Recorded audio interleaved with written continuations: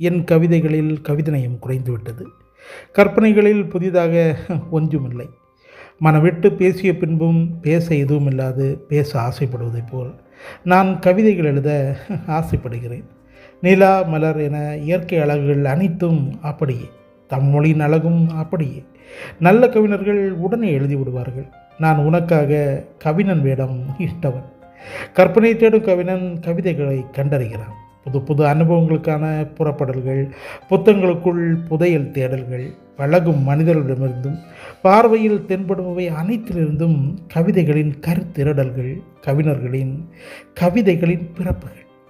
எனக்கெல்லாம் உன்னிடமிருந்து மட்டுமே. உன்னை பற்றி நான் எழுதாதது இல்லை. ஆனால் வித்தியாசமாக எழுத வேண்டும். உன் அழகில் எந்த வித்தியாசமும் இல்லை.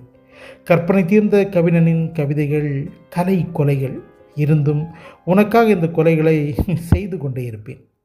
கவிஞன் இல்லாதவனிடமிருந்து கவிதைகளின் பிறப்புகள் பிரசவ வேதனைகள். இந்த வேதனைகளின் முடிவில் அழகிய சுகங்கள். கவிச்சுவை இல்லாத கவிதைகள் தான். ஆனால் உன்னை ரசிக்க வைக்க எனக்கான மெனக்கடல்கள் என்னை ஒரு நல்ல கவிஞனாய் மாற்றாமல் விடாது போலும். என் கவிதைகளின் ஒரே ஒரு ரசிகையே.